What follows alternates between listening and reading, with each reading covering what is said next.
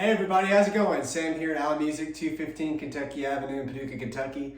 And today I have got a twist on one of my absolute favorite Fender amps of all time, the Tone Master Princeton Reverb. This is the newest entry to the Tone Master series from Fender, which allows you to get access to really famous tube amps, mainly their 65 reissue series, without the hassle of tubes, without the weight, and with the ability to attenuate the volume so that you're not blowing the window out to get that nice overdrive sound. This one has got all the features that the standard tube 65 reissue Princeton has, but with some extra stuff under the hood. Front of the amp is everything you would want to see in a Princeton Reverb. You got your two inputs, volume, treble and bass control, reverb, and then a speed and intensity for the tremolo. Then when you flip it over to the back, which I'll edit and kind of show you a little cut there, you're going to see some new stuff. You're going to see an XLR out that'll allow you to run this through a PA or into a recording interface. You're going to see what normally was a standby switch, now is a silent switch to allow you to do silent stage or to allow you to have the amp completely silent when you're recording. And then the biggest feature of this guy, of course, is the attenuator, which allows you to bring this amp into 5 different attenuated settings, all the way up to the 12 watt output of the original, down to I think it's what does it say back there? It says 0.3 watts. And 0.3 watts, which I'll kind of demonstrate for you later on in the demo, will get that amp breaking up, but it'll be so quiet that I'll be able to talk over it no problem. So really cool amplifier, very versatile. It handles pedals well, which I'll demonstrate too. It's just a really killer little amp. Kind of eliminates all those headaches of having a tube amp. Tubes are getting super expensive today, folks. And it's nice to have something like this around. I gig a real tube Princeton Reverb, and I actually own a Tone Master Deluxe Reverb as a backup because it sounds really good, and it actually did the job perfectly when I did a show in Nashville and blew a power tube out on my tube Princeton. The Deluxe Reverb filled its space perfectly, turned right on, never had a problem with it, unlike the tube version.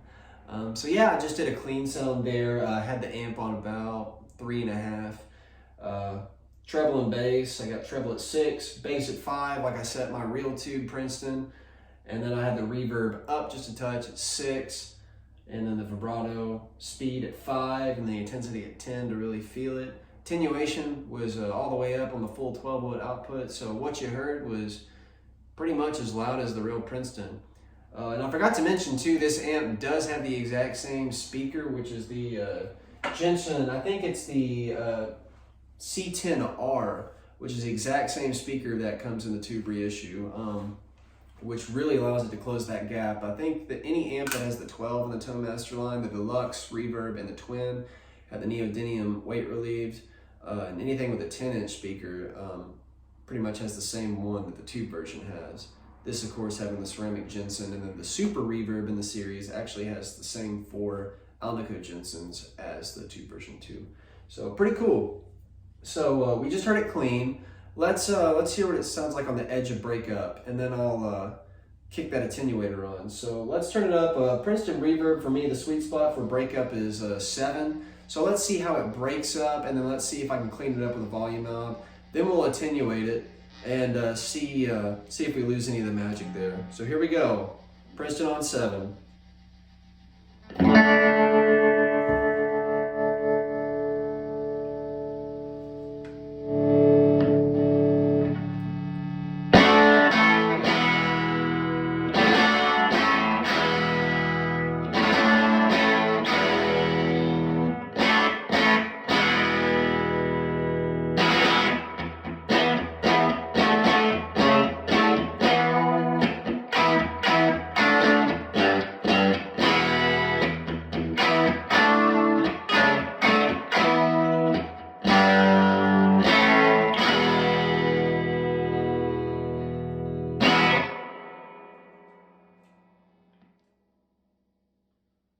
Princeton on 7, let's turn it up to 10, the full volume. And this will be just as loud as a real deal Princeton. We'll try it that way and then we'll attenuate it back, see how it sounds.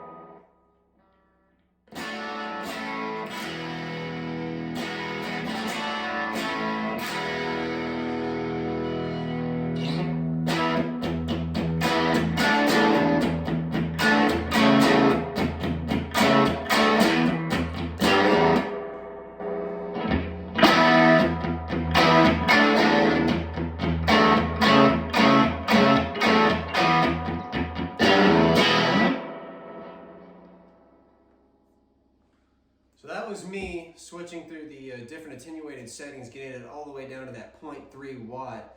And I know the compression on this video is probably going to be all over the place because we're just recording with a phone. But oh my gosh, was that thing super loud when I had it on 10 at full volume. I mean, it's just as loud as a real Princeton, folks. And 12 or 15 watt tube doesn't sound like a lot of power. Doesn't sound like it's gonna be super loud. You're usually expecting like a 100 watt Marshall, but man, I mean, those amps are really loud. It's loud enough to get you fired, I'll put it like that. The attenuator is a really handy feature to have. If you're playing small rooms in a Princeton, you know, on 5 or 6 just isn't gonna happen with the sound man. You can keep it on the sweet spot and dial it back until he's happy, which is great. And the XLR out is an excellent option to have if you don't want a mic or anything like that. Because on the back of it, it's got a couple of cab sim options. One of them is, you know, emulating a ribbon mic on it for a warmer sound, and then the other one is an emulation of 57, which is just the industry classic, you know, dynamic. So that was the amp, pretty much in its different stages of overdrive. The amp can really clean up as well. I'll show you that. I'll put it on like a pushed amp sound. We got it at like 8 again. This is about halfway on the attenuator.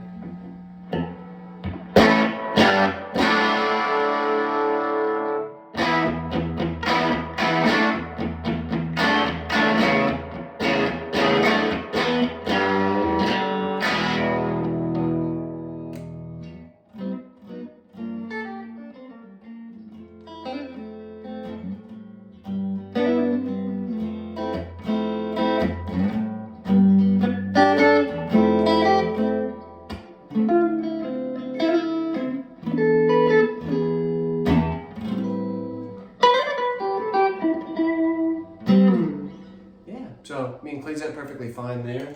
The reverb can get pretty drippy, just like the real thing. All digital, so not a real spring in it, but it does the...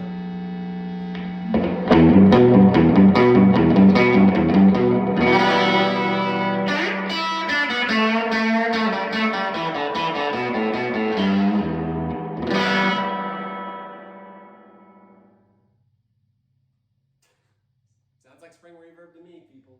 And then the tremolo too. I mean, it's pretty good as well. I mean, it sounds just like that tremolo that you get on a Princeton.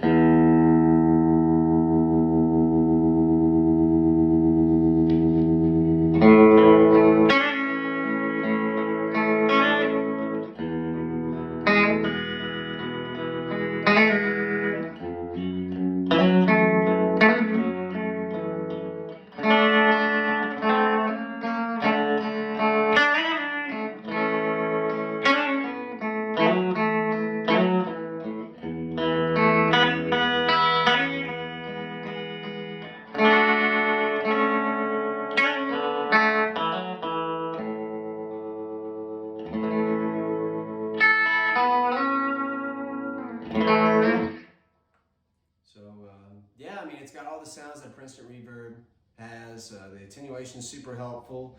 Last thing I'll do is I'll show some pedals off. I got my pedal board down here that I actually use with my real Princeton. I'll show a shot of it. I got a TU3 tuner, a micro amp by MXR, Lightspeed, and then I got the ODR1 by Nobles, and TR2 tremolo pedal. I'll set this just like I would a real Princeton in a gig. Got the reverb on like 3, bass on 5, treble 6, and then I'll run the volume at 3. And let's see how this thing handles pedals.